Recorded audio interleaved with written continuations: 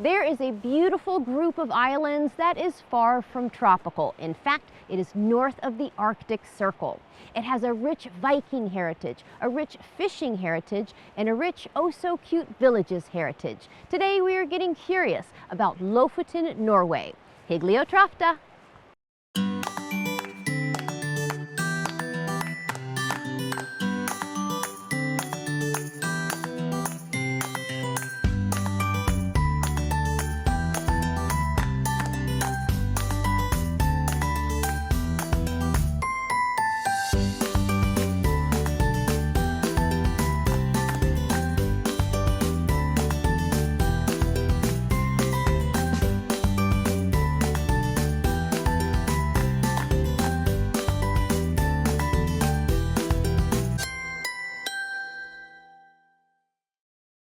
Curious Traveler is made possible by the following. At Regent Seven Seas Cruises, we believe that personal space is essential to the luxury travel experience. With no more than 732 guests, our ships allow you to explore the world and discover the freedom of having space at sea.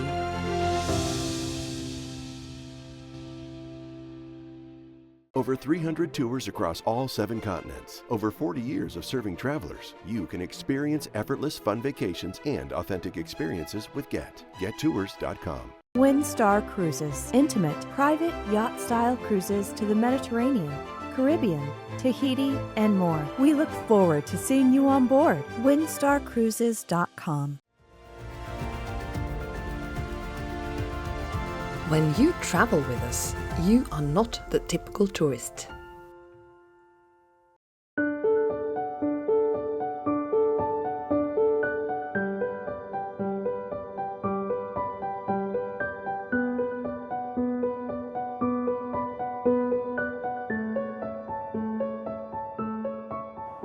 The Lofoten Islands stretch about 110 miles long just off the west coast of Norway, like an arm reaching out to the sea. And among all those islands, there are snow-capped mountains, volcanic rock, and some of those iconic Norwegian fjords. Hyggelig Today we are getting curious about one of the most beautiful areas of natural beauty in the world. And let's cut right to the chase. Lofoten is a bit remote and more than a bit chilly. But don't fret, this climate makes the area all the more beautiful. Generations of rugged fishermen have braved its seas and wild winters. And their even hardier forefathers, those mighty Vikings, lived and ruled and plotted their next conquest from these very shores.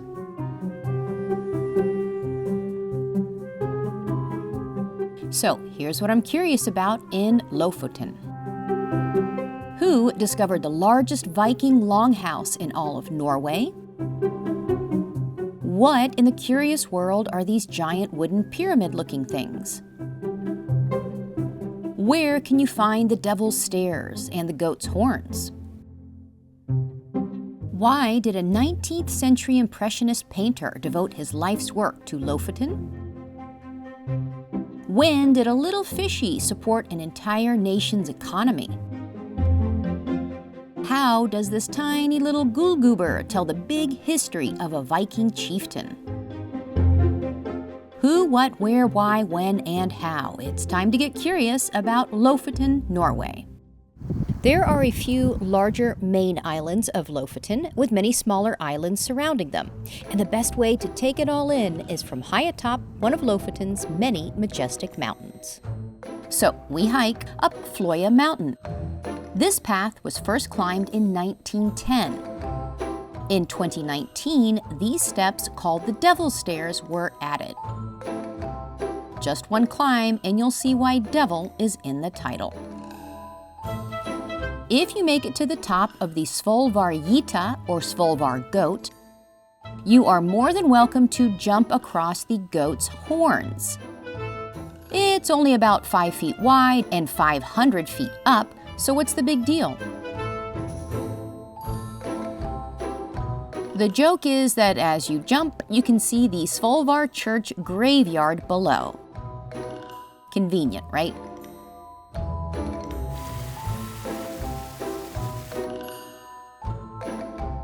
Next, we go from Svolvær's devilish steps to the perfect example of a picturesque Norwegian fishing village. There are many, but one in particular is more curious than the rest. Henningsvær is known as the Venice of Lofoten for obvious reasons. It is full of those quintessential Norwegian colorful houses, some very important fishing boats, and a small but mighty population of about 500 residents. Do they have room for 501? With its wonderful little waterways, colorful harbor, all set against stunning mountains, Henningsvær is like a little town stuck in time. But when this rugged community isn't fishing or hiking, they might be playing soccer. How do we know this? Well, you guessed it, this tiny village has its own soccer field that, as you can see, is just about the same size as the island itself. I wonder who has to dive out into those Arctic waters if a ball goes out of bounds. Back to the rest of the village, Henningsvær is the perfect example of Norwegian wooden house architecture. And a little stroll around the harbor is the perfect way to take it all in. Right away, you'll see something in common with the rest of Norway. Bright and beautiful, even on a gray or snowy day. Here in Henningsvær, as well as in the rest of Norway, you will see many buildings decked out in these beautiful bright colors. But did you know that these paint colors have a history? It used to be that red paint was the least expensive paint, so that was used on the fishermen's cabins. And in fact, many fishermen's cabins today are still painted red. Next, we have yellow, and that was a little bit more expensive, so it was businesses that used yellow. And last but not least, white paint used to be the most expensive paint to make, so that was reserved only for the wealthiest of homes. Yep, color-coded houses. You will see these red, yellow, and white colors from Bergen to Lillehammer, to our next stop, full of fishy history.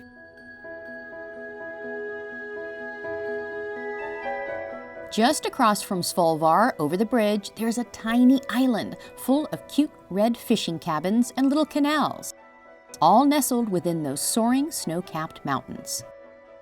This is Svanøya, a darling fishing village that came to be because of one family. In the early 19th century, Svanøya only had about 60 residents, but then the Berg family came along and decided to help this small fishing village grow. They built the fishermen's cabins, a post office, a general store, and this, their manor house. Over the next century or so, Svanøya grew and grew into the thriving fishing community it is today, with beautiful residential homes and the modern version of those original fishermen's cabins that travelers can stay in. Now, you want to guess how much all of this cost the Berg family back in the early 19th century? Only about $1,000 US. I'd say that's a bargain. The Berg family had all these cabins built, even a post office and a general store. All the modern conveniences of the 19th century. But there is something else here that dates back to the 9th century or even earlier. Are these frames for a hut, a pyramid, a cathedral? What in the curious world are these? Well, they are big, they are important, and their odor, well, let's just say you have to be a Norwegian to appreciate it. Svanøya Rorbuer manager and hardy Scandinavian Ragnar Paulsen joins us to explain. Okay, my friend, we've been all around the world. We've seen all sort of temples and beautiful things. I've not seen anything quite like this. I know about the stockfish, and I know how important it is as a part of Norwegian history. I didn't know this is how it's made, and I honestly can't even look at them. They're kind of freaky. Tell me a little bit about this drying technique, and how did this come about? This is the technique that has been used since the Vikings. Since the Vikings? Yeah, the Vikings, okay. Because when the Vikings went out on their tours, they had to take food with them and to survive. Yeah. Oh yes, those Vikings figured out this drying technique and survived on these fish during those long voyages. In later centuries, this dried cod, called stockfish, was traded throughout the Hanseatic League, helping cities like Bergen thrive. First method of keeping food was drying fish. Okay. So they started drying it, and then this technique is called the hjells. And this is kind of a, we have two techniques. One is there's flat ones, and then there's these cathedrals like this. That's what, well, I said it's like a temple or a cathedral. And this has to do with the wind. Okay. Because we want the fish to dry in the wind and in the sun.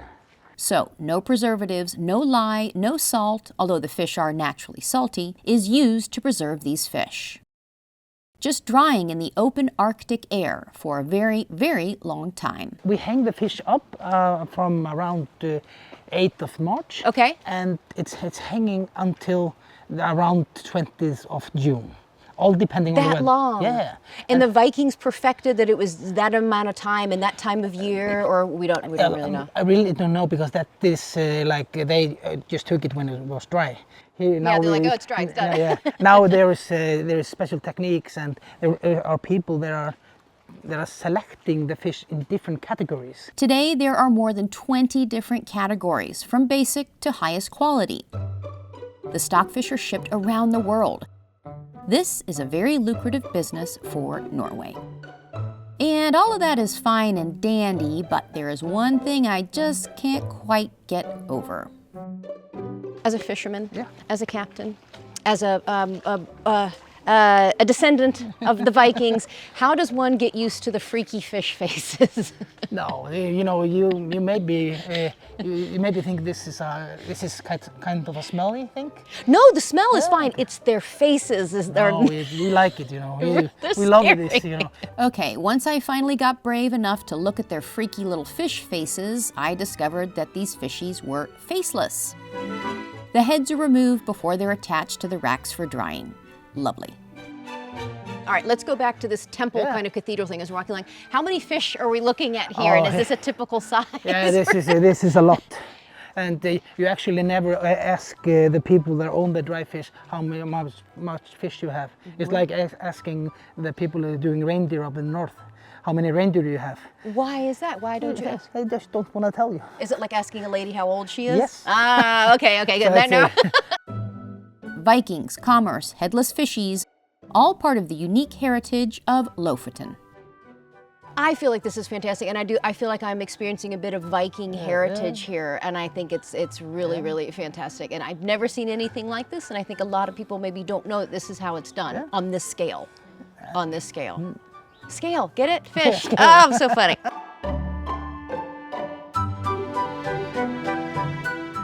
Next, after all that fishing, where does a hardy Norwegian fisherman go to rest his weary head? To a traditional fisherman's cabin, of course, called a rorbu. It's luxurious for one person. But how many people actually slept in here? Up to 6 to 8 persons. 6 to 8. Okay, so got some bunk beds here, obviously. So 1, 2, 3, 4? No, it could be 4 up here, 1 and 1, maybe 2 there. And these are grown men and big fishermen. Both grown men and younger men as well. Because they all had to work together on the boat all day, and then they would bunk out together at night. And it was often families as well. Not the wives and the children, but the son and the father and maybe the grandfather.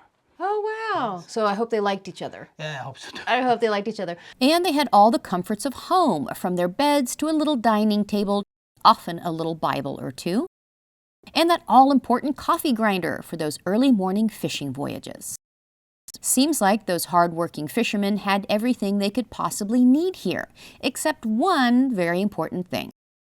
I remember you said something really interesting. We can't see it here, but throughout history, some of the fishermen would either etch or kind of scratch in something on the ceilings there. What was that? It was usually the name of their wives. Yes. Because when they were going to bed and lying down, they had to have their minds at home. Yeah. Because there's no phone there was no internet at that time. They weren't exactly doing FaceTime and texting each other.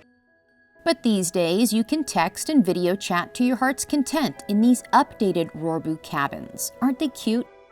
Such a fun way to experience Lofoten's fishing heritage without ever having to do any actual fishing or cutting of fish heads. Just plenty of gazing out your window or front porch at that Arctic landscape. Next, there is another way to immerse yourself in this unique and breathtakingly beautiful landscape and quaint fishing village. And it's in a way you might not expect in such a rugged part of the world. This is the gallery of Gunnar Berg. Whoa! So my first reaction, and don't take this the wrong way, is everything outside is very rustic and outdoorsy. This is far from outdoorsy and rustic. This is very elegant. Do people expect something this elegant here? No, actually not, because a lot of the guests are outside all the time. Yeah. But usually, often they want to see something else, and then they come to this gallery to actually see the history. And that history is beautiful. Remember the Berg family, the one who funded the growth of lovely little Svenoya?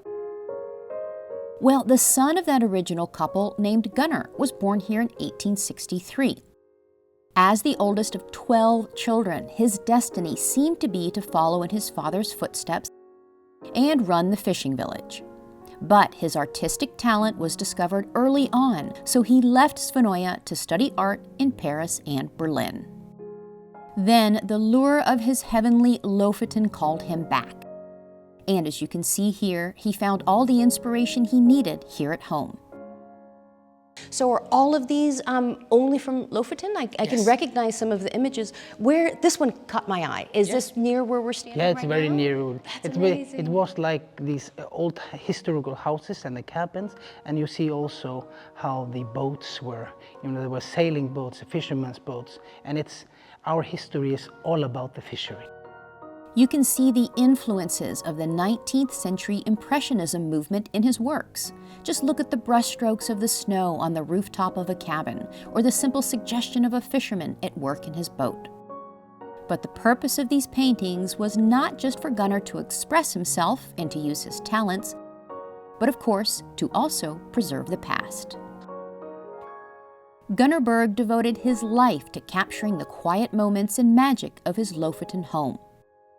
And here in his most famous work, the Trollsfjord Laga, you can see all his artistic passion and love for his Norwegian roots come alive in the sweeping scene of those iconic fjords.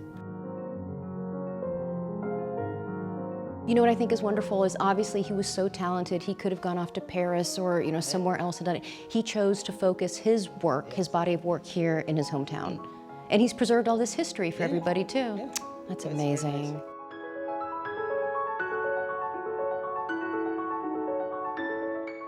Next, we travel even further back in time, from a 19th century fishing village to the Iron Age and a Viking village.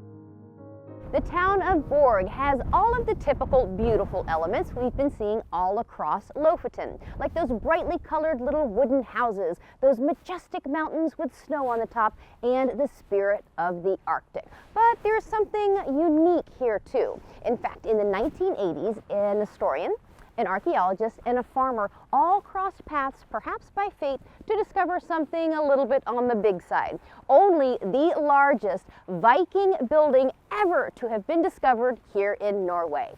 Pretty impressive, huh? This discovery told archaeologists that Borg was a center of power in the late Iron Age, and the size of this longhouse also told them that a Viking chieftain must have lived here.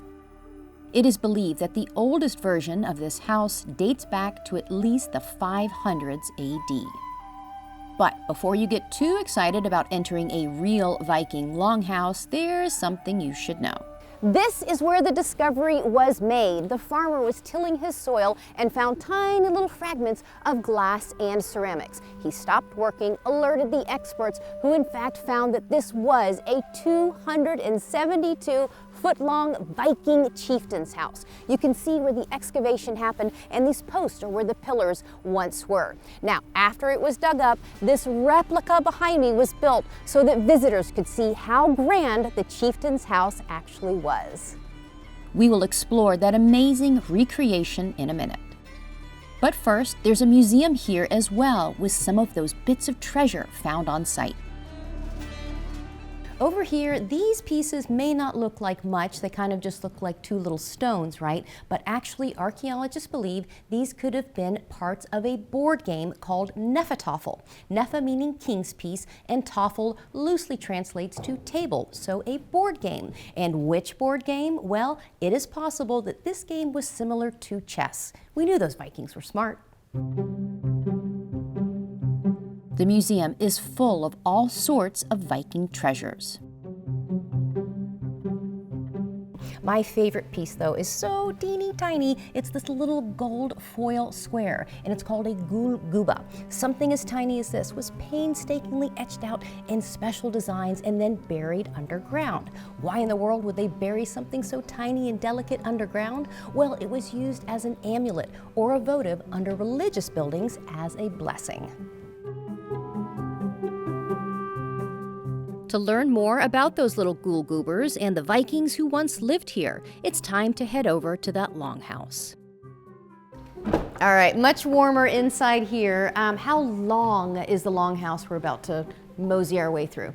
It's about 270 feet. 270 feet and lots of different rooms and areas. And when one is getting a tour of a Viking chieftain's house, one should have a Viking guide, like our new pal, Christian Stuber, who likes to dress the part.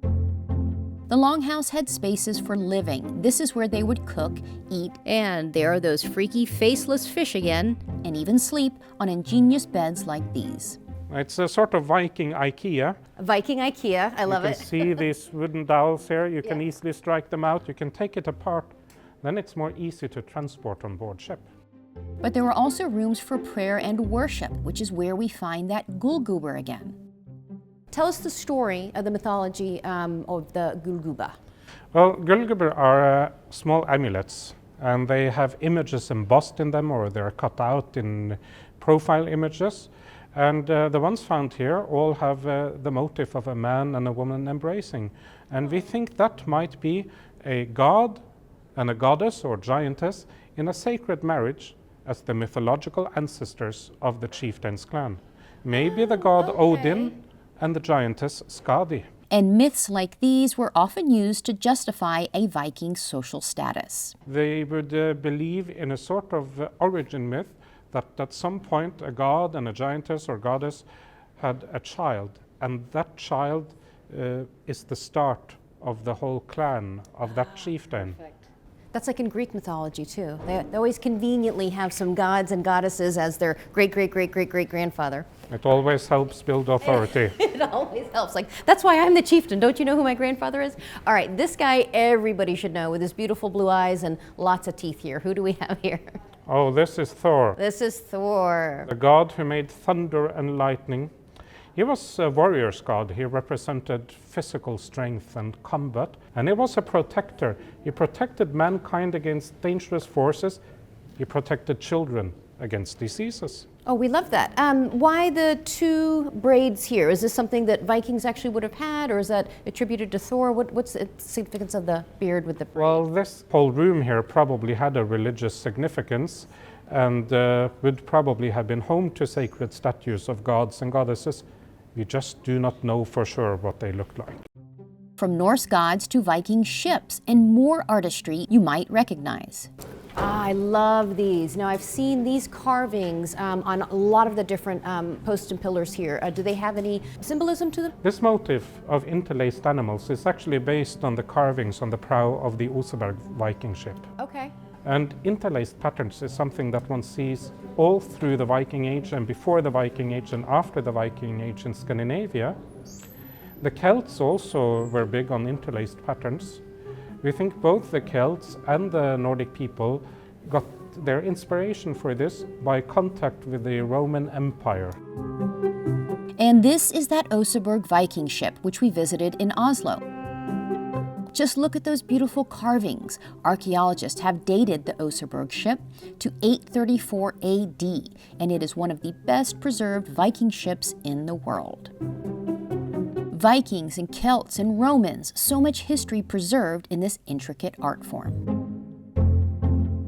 Now, as we exit the mythology area, we have kind of the good, the bad, and the kind of frightening part of life. What do we have here surrounding the doorway? Well, the carvings that surround the doorway illustrate the Viking Age myths about the creation of the world. Okay.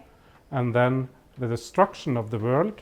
It all ends in the world being consumed by fire, but out of the rubble and the ashes, a new green world will rise. I love it. So we have the creation myth and then the destruction myth, and apparently at the very worst, at the end, we get to play checkers. Or actually, in the Viking world, this was called Nefertafel. Nefertafel. Yep, remember those playing pieces back in the museum? They would have been used on a game board like this one called Nefertafel. And a rousing game of Nefertafel with your very own Viking is the perfect way to wrap up our visit to the Viking Museum. Nå skal du få. Jeg vinner!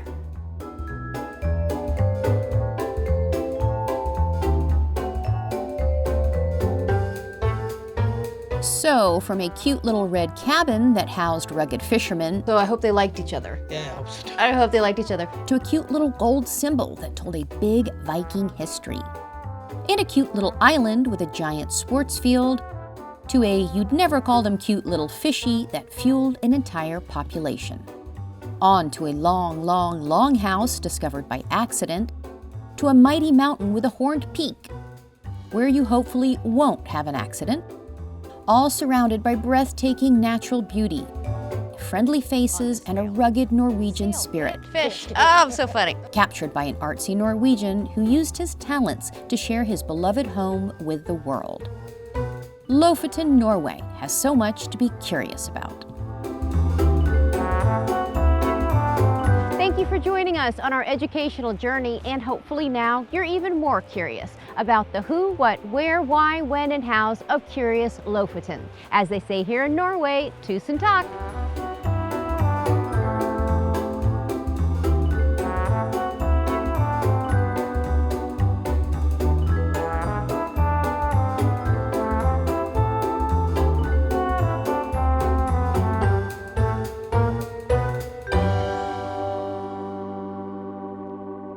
Curious Traveler is made possible by the following. At Regent Seven Seas Cruises, we believe that personal space is essential to the luxury travel experience. With no more than 732 guests, our ships allow you to explore the world and discover the freedom of having space at sea.